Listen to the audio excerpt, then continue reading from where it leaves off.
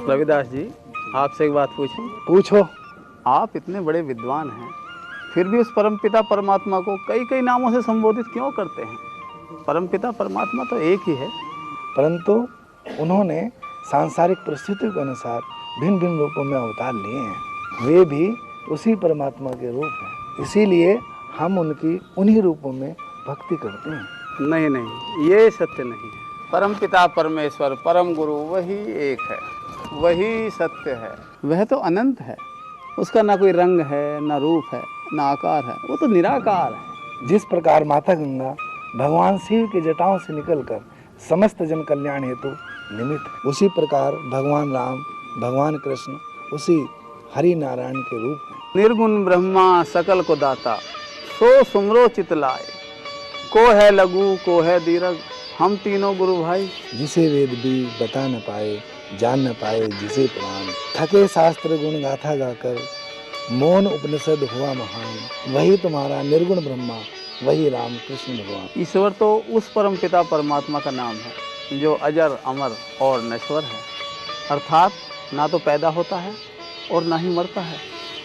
परंतु तुम्हारा ईश्वर तो जन्म भी लेता है, सांसारिक क्रियाएं भी करता है और मरता भी है। फिर वो ईश्वर कैसे हो सकता है?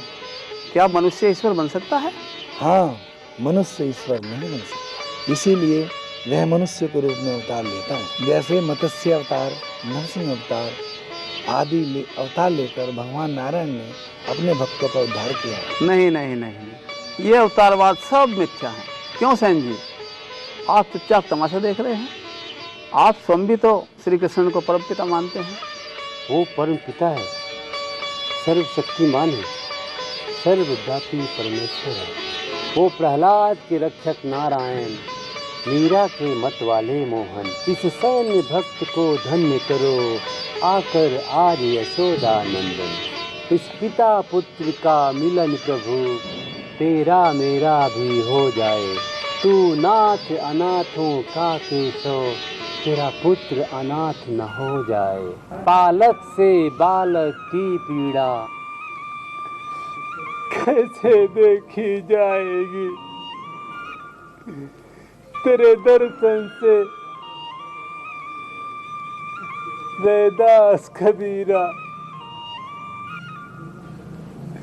की लड़ाई मिट पाएगी।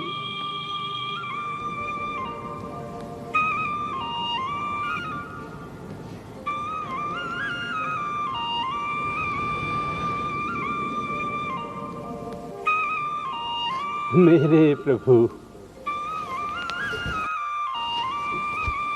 धन्य है आप। अपने नेत्र खोलो बस।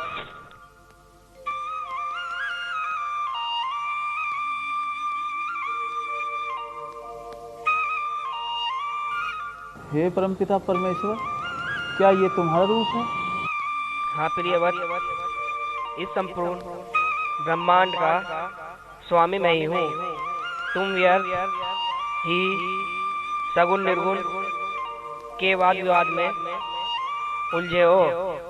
जिस प्रकार पुष्प साकार है, उसकी खुशबू निराकार है, उसी प्रकार मैं ही साकार हूँ, मैं ही निराकार हूँ।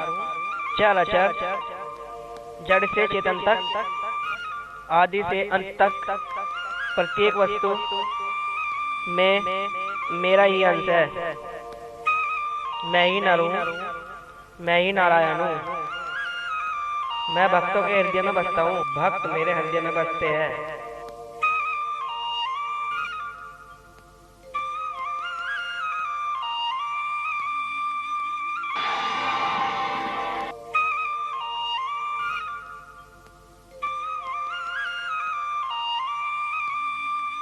संत श्रोमणी सैन बाबा को स्वयं भगवान श्री कृष्ण ने दर्शन देकर अमर कर दिया।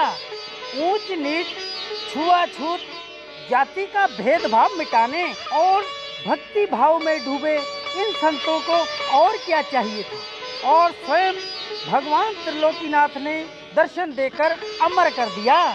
सैन बाबा, संत रविदास और संत कबीर को प्रभु के हृदय में वो स्थान प्राप्त हुआ जो बड़े बड़े सिद्ध तपस्वी और देवों के लिए भी दुर्लभ है। सैन बाबा मानवता की सेवा करने और समाज में फैली बुराइयों को दूर करने के लिए घर बार छोड़कर निकल पड़े। वे पंजाब में जालंधर, प्रतापपुरा, सोहलहट्टी गए। उत्तर प्रदेश में हरिद्वार, काशी, मथुरा और वृंदावन और गढ़गंगा गए। मध्य प्रदेश, हिमाचल, राजस्थान, बिहार, उड़ीसा, कर्नाटक, आंध्र प्रदेश, महाराष्ट्र, गुजरात, हरियाणा आदि प्रदेशों में गए।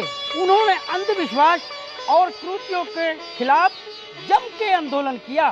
सैन जी ने सत्संग के माध्यम से प्रभु श्री कृष्ण जी और राम की महत्ता को घर घर तक पहुंचाया।